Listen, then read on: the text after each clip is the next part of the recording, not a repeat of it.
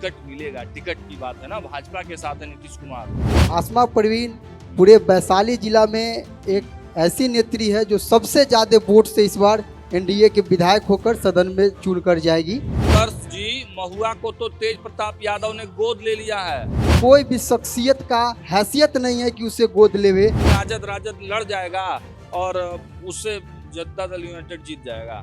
माननीय नीतीश कुमार जी का ही देन है कि तेज प्रताप यादव ही नहीं, तेजस्वी यादव और पूरे राष्ट्रीय जनता दल को एक श्वास मिली है बिहार के राजनीति में 2015 में। मुकेश रोशन भी तो दमदार कैंडिडेट है, सिटिंग सीट विधायक हैं। बिहार ही नहीं पूरा देश और दुनिया देख रही है उनकी करतूत, उनकी कारनामा।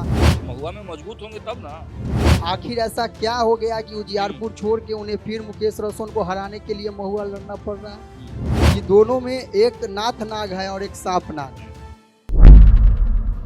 नमस्कार, मैं हूं सागर। न्यूज हाट देख रहे हैं आप। न्यूज हाट के इस कॉन्क्लेव चुनावी हाट में आप तमाम दर्शकों का बहुत स्वागत है।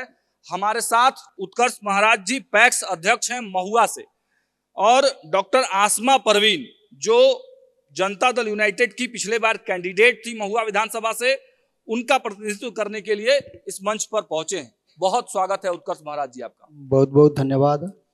उत्कर्ष जी, सबसे पहला सवाल तो आपसे यही कि आपकी नेता, आपकी जो नेत्री हैं डॉक्टर आसमा परवीन, वह यहाँ नहीं पहुंची हैं, लेकिन क्या चुनाव का क्या माहौल है, महुआ में क्या तैयारी है? देखिए, आगामी 25 तारीख को महुआ के अंदर महुआ विधानसभा में एनडीए का कार्यकर्ता बैठक होना है।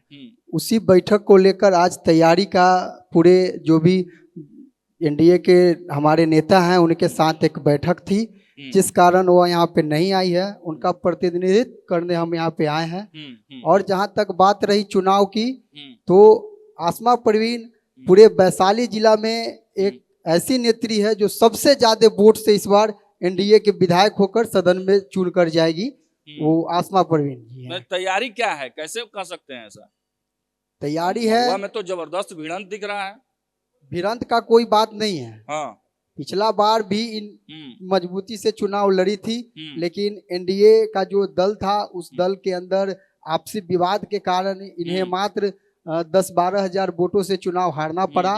लेकिन आसमा परवीन एक मतलब कि ऐसी कैंडिडेट है, ऐसी उम्मीदवार है जो हर एक गांव की, हर एक गली की, हर एक वार्ड की और हर एक लोग की जन नेत्री है।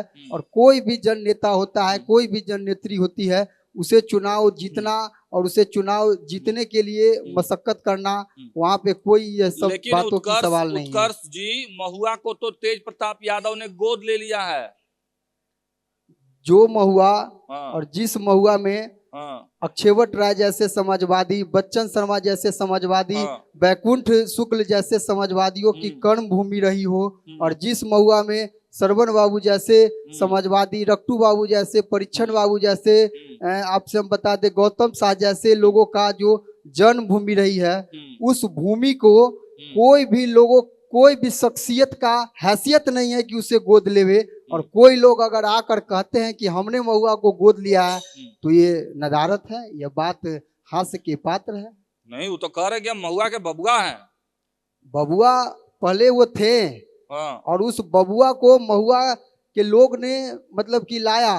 15 में उसे वोट दिया, तब जाकर उन्होंने विधायक बना।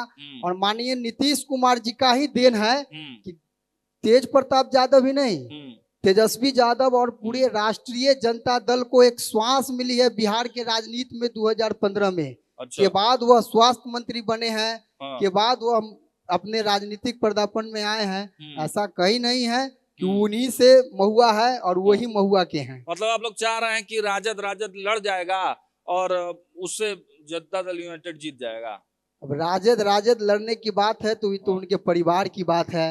उनके परिवार में कौन कौन जयचंद है, उनके परिवार में क्या क्या ड्रामा है, और उनके परिवार का तो बाद की बात है।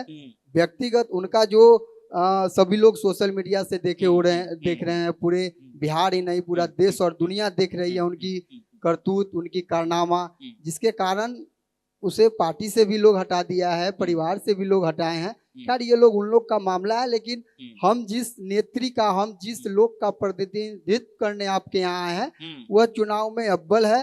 वह चुनाव में पिछला बार रणनीति क्या है, कैसे जीतेंगे चुनाव? मुकेश रोशन भी तो दमदार कैंडिडेट है, सीटिंग विधायक हैं, करीबी है तेजस्वी यादव के।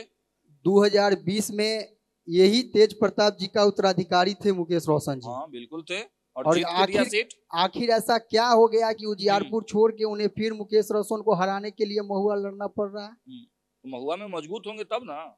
वही तो बात है, वही तो सवाल है कि ऐसा क्या स्थिति हो गया है। आसमा प्रवीण और कैसे जीतेंगे चुनाव, क्या समीकरण है, क्या काम किया आसमा प्रवीण ने? लोगों का साथ है। काम जो वर्तमान विधायक जी विधायक हुए हैं, तो विधायक बनने के बाद जो वहाँ की मूलभूत समस्या है, शिक्षा की समस्या, सबसे महत्वपूर्ण स्वास्थ्य की समस्या, चूंकि हमारी जो नेत्री है वह स्वास्थ्य से जुड़ी हुई है, और पूरे उत्तर बिहार की महिला प्रसूति की सबसे बेहतरीन डॉक्टर में से एक है, जो अपने वैशाली जिला के सदर अस्पताल में कार्यरत होते हुए वह उन्होंने रिजाइन मारकर इस फील्ड को चुना है, इस मतलब कि राजनीति को चुना है, और सेवा, लोगों को सेवा के लिए आए हैं। तो जो व्यवस्था महुआ के अंदर स्वास्थ्य की व्यवस्था है, वो नदारत समझ में आ रहा है। आपसे मैं बता दूं कि डॉक्टर आसमा परवीन महुआ के वैसे वैसे सुदूर गांवों में, वैसे वैसे मतलब कि सुदूर जगहों में जाकर मेडिकल कैंप कर जो गरीब, गुरबा, दलित, पिछड़ा, मतलब समाज का सबसे पिछले पैदाने का लोग, जिसे मुफ्त में दवा देना, मुफ्त में इलाज करना, और वो सब जगह के जब लोग भी आते हैं अच्छा उपचार के लिए, या जिस ढंग का वह समझते हैं कि हम यहाँ जाएंगे तो ऐसे होगा, वहाँ जाएंगे तो वैसे होगा, को डायरेक्ट उन्होंने अपने निजी अस्पताल में भी लोगों को निरंतर सेवा किया है। अच्छा, एक घटना सुने हैं कि नहीं?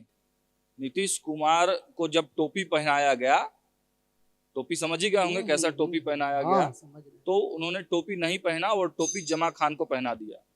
देखिए नितीश कुमार जी जमा खान के को टोपी पहनाने की बात, और जो ये सब लोग कहते भी हैं राजद के लोग की सेठिया गए हैं, बुढ़ा गए हैं, ये सब भाजपा के साथ है, ये सब कोई तार्किक बात नहीं है। बात विकास की होनी चाहिए, टिकट मिलेगा, व्यवस्था की होनी चाहिए, टिकट मिलेगा, टिकट की बात है ना। भाजपा के साथ है नीतीश कुमार, पिछला बार भी मिला था, पिछला बार भी मिला था, और पिछले बार भी भाजपा के साथ थे, इस बार भी साथ है।